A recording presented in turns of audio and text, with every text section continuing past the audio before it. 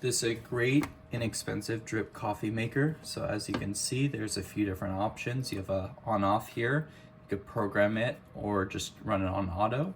You could set the time, and it holds quite a bit of coffee, as you can see, 4, 6, 8, 10, and 11 or so cups. The number's kind of worn off on this one, but it's a really great option just to have an inexpensive and easy use coffee maker that's not super complicated to program.